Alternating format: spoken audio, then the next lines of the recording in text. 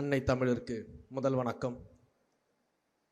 என் ஆருயிரான தலைவர் மாண்புமிகு தமிழ்நாடு முதலமைச்சர் தளபதி சி ஜோசப் விஜய் அவர்களுக்கு உயிர் வணக்கம்.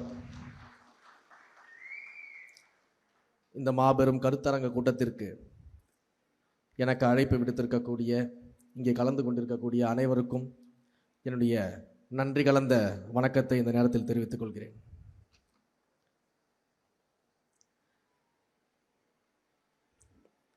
ஒரு நிமிஷம் அப்படியே கண்ணை மூடிட்டு அண்ணன் துரை வைகோ அவர்கள் பேசுனதை கேட்டால் என்னுடைய மனம் கவர்ந்த மாநிலத்தின் உரிமைகளுக்காகவும் மக்களின் நல்வாழ்விற்காகவும் பல்லாண்டு காலம் மேடை மேடையாக முழங்கிய அண்ணன் வைகோ அவர்களின் பேச்சை கேட்டது போலவே ஒரு உணர்வு.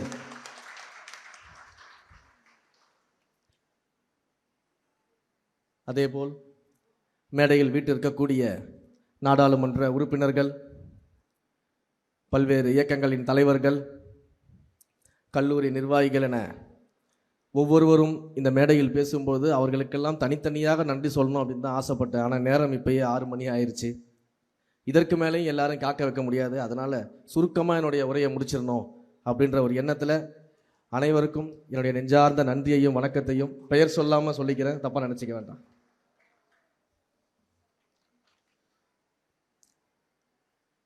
ஸோ இன்றைக்கு மிக முக்கியமான 2 டாப்பிக்கில் இந்த கருத்தரங்கு நடந்துகிட்டு இருக்கு. ஒன்று எஃப்சிஆர்ஏ, இன்னொன்று டீலிமிட்டேஷன். எஃப்சிஆர்ஏ பற்றிய முழுமையான தரவுகளோடு ஒரு நாடாளுமன்ற உரையை இன்றைக்கு அண்ணன் துரை வைகோ அவர்கள் இங்கே நிகழ்த்தியிருக்கிறாரு. அதற்கு மேலே அதை பற்றி நான் சொல்கிறதுக்கு எதுவுமே இல்லை. ஒரே ஒரு விஷயத்தை மட்டும் பதிவு செய்கிறேன். மாண்புமிகு தமிழ்நாடு முதலமைச்சர் அவர்கள் ஒரு காலமும் சிறுபான்மை பெருமக்களுக்கு ஏற்படும் துயரத்தை பார்த்து வேடிக்கை பார்க்கக்கூடிய ஒரு முதலமைச்சராக என்றைக்குமே இருக்க மாட்டார். அதனால தான் இந்த எஃப்சிஆர்ஏவுக்கு முதலாக உடனடியாக சட்டமன்றத்தில் ஒரு தீர்மானத்தை நிறைவேற்றி சிறுபான்மை பெருமக்களின் பாதுகாவலனாக இருப்பேன் என்பதை அவர் செயல் மூலமாக உணர்த்தியிருக்கிறார். அதனால ஒரு காலமும் சிறுபான்மை பெருமக்களுக்கு நேரக்கூடிய தீங்குகளை வேடிக்கை பார்க்கும் அரசாக மாண்புமிகு தமிழ்நாடு முதலமைச்சர் சி ஜோசப் விஜய் அவர்களின் தலைமையிலான அரசு இருக்காது என்ற உறுதியை மட்டும் நான் இந்த நேரத்தில் தெரிவிச்சுக்கிறேன்.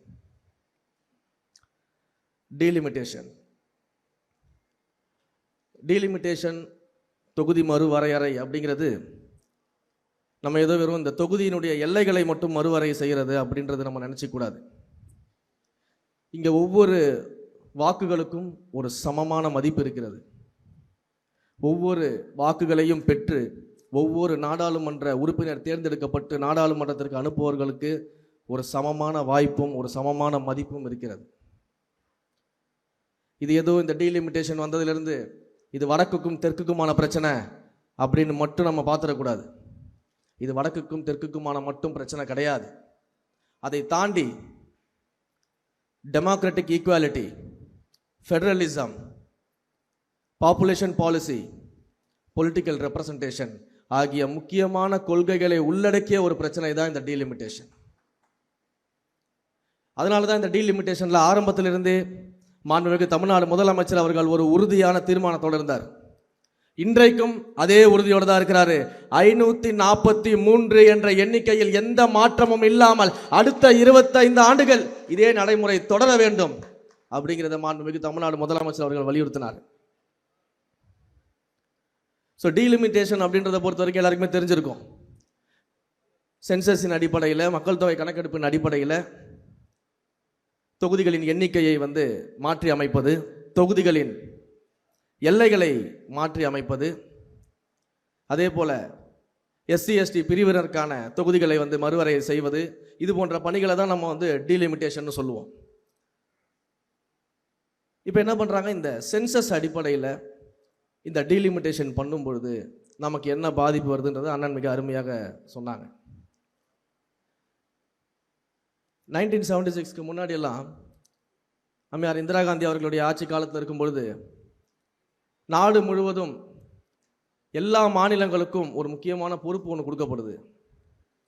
அது இந்த மக்கள் தொகையை கட்டுப்படுத்தக்கூடிய பொறுப்பு. அப்போ மக்கள் தொகையை கட்டுப்படுத்தணும், இறப்பு விகிதத்தை கட்டுப்படுத்தணும், நாட்டினுடைய சுகாதாரத்தை மேம்படுத்தணும், நாட்டினுடைய பெண்கள் குழந்தைகளுடைய முன்னேற்றத்தை கவனிக்கணும். அதற்கு முதல் காரணியாக இந்த மக்கள் தொகையை கட்டுப்படுத்தணும் அப்படின்ற ஒரு மிகப்பெரிய பொறுப்பு அனைத்து மாநிலங்களுக்கும் வழங்கப்படுகிறது.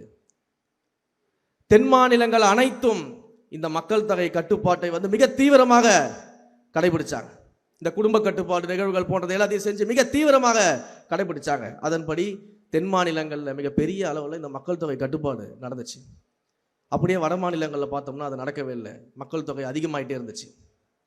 அப்போ 1976 அம்மையார் இந்திரா காந்தி அவர்கள் அறிவிக்கிறாங்க. என்ன சொல்றாங்க?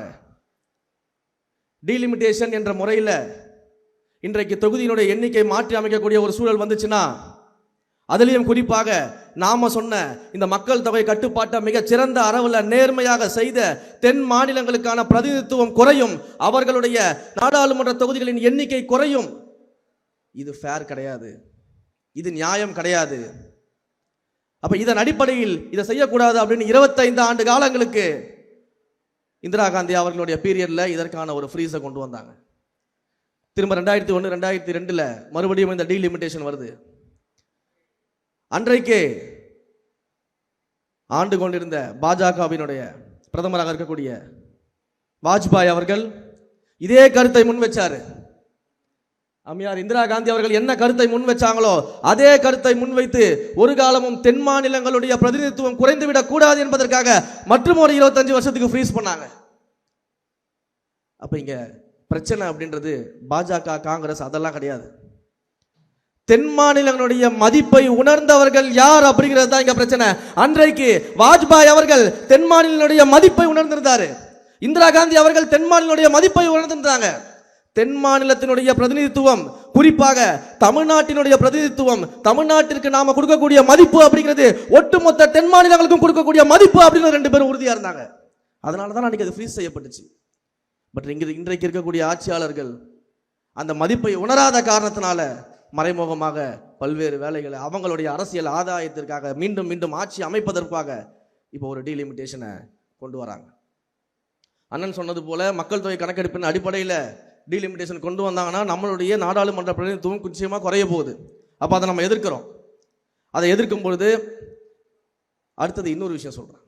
50% மாடல், 50% மாடல் அப்படின்னு ஒன்று சொல்கிறாங்க.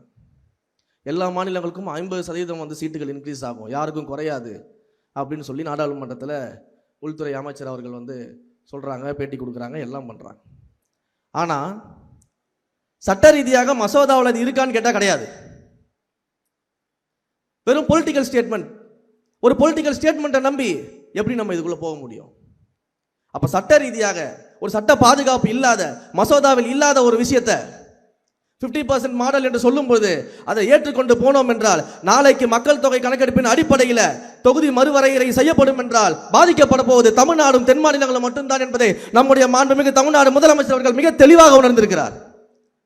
அதனால தான் உடனடியாக சட்டமன்றத்தில் அதற்கான தீர்மானத்தை கொண்டு வந்து 543 என்ற நிலையிலே தான் இது இருக்க வேண்டும், அடுத்த 25 ஆண்டு காலத்திற்கு இது மாறக்கூடாது அப்படின்னு தீர்மானத்தை நிறைவேற்றினார்.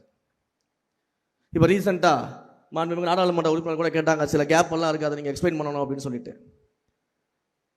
நம்முடைய முதலமைச்சர் அவர்கள் இந்த எண்ணிக்கையில் எந்த மாற்றமும் நிகழக்கூடாது என்றுதான் வலியுறுத்தி இருக்கிறாரே தவிர இந்த 50% மாடலுக்கோ இல்ல இந்த டீலிமிட்டேஷனுக்கோ ஒத்துக்கிட்டு வரல. ஆனா நீங்க சொன்ன அந்த கேப்பை பயன்படுத்தி தான் திமுக என்ன பண்ணுது, நிலையில் மாறிவிட்டாங்க. அன்றைக்கு 543 சொன்னாரு, இன்னைக்கு எண்ணிக்கை மாறக்கூடாதுன்னு சொன்ன. ரெண்டுத்துக்கு என்ன வித்தியாசம்? 543 தான் இருக்கணும்னு சொல்லி சட்டமன்றத்தில் தீர்மானத்தை ஒருமனதாக நிறைவேற்றிட்டு இருக்கோம். அந்த எண்ணிக்கை மாறக்கூடாதுன்றதை வலியுறுத்துறோம். இதுல எங்க மாறுதல் இருக்கு? உண்மையிலேயே மாறுதல் எங்க இருக்குன்னா திமுக கிட்ட இருக்கு. அன்னைக்கு டீலிமிட்டேஷன் தேவையில்லை அப்படின்னு கருப்பு கொடி எடுத்துட்டு போராடுறது, அந்த மசோதாவை நெரிச்சி எரிக்கிறது, இது எல்லாத்தையும் பண்ணிட்டு இன்றைக்கு இதே சட்டமன்றத்தில் நாங்க பரிசீலனையில் வச்சிருக்கிறோம். 543 குறையக்கூடாது, ஒருவேளை இன்க்ரீஸ் ஆச்சுன்னா என்ன பண்றதை பத்தி நாங்க பரிசீலனை செய்யறோம்னு சட்டமன்றத்திலே பேசிக்கிட்டு இருக்கிறாங்க. அப்ப இந்த கேப்பை வச்சுக்கிட்டு நம்முடைய ஸ்டாண்ட் கிளியரா இருக்கும்போது மக்களை குழப்புவதற்கான வேலைகளை ஈடுபட்டு இருக்காங்க அப்படின்றத அண்ணனுடைய கேள்விக்கு பதிலாக நான் இந்த இடத்துலயே பதிவு பண்ணிக்கிறேன். இங்கேயும் தைரியமா சொல்றோம், நேர்மையா சொல்றோம்.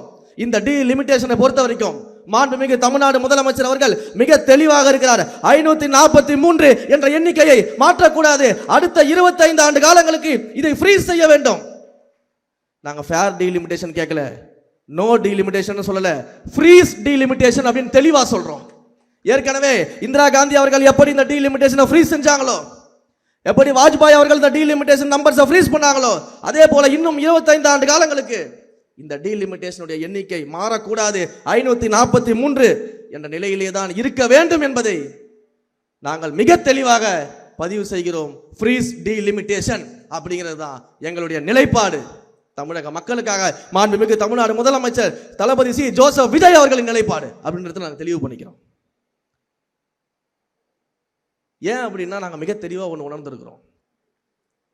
ஒரே ஒரு எக்ஸாம்பிளை மட்டும் சொல்லிட்டு நான் முடிச்சிடுறேன். என்னுடைய உறவினருக்கு ஒரு 5 பேருக்கு தங்குறதுக்கு அறை தேவைப்படுது.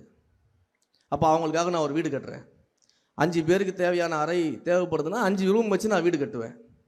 இதுதான் நியாயமான முறையாக இருக்கும்.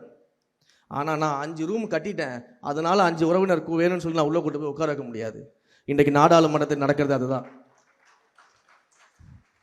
543 நாடாளுமன்ற உறுப்பினர்கள் இப்போது இருக்கக்கூடிய சூழலிலே தொடர வேண்டும் நம்ம கேட்கும்போது, இவங்க 850 சீட்டுக்கு நாடாளுமன்ற கட்டிடத்தை கட்டி வச்சுட்டு நான் 850 உயர்த்துவேன்னு சொல்றதை யாராலையும் ஏற்றுக்க முடியாது.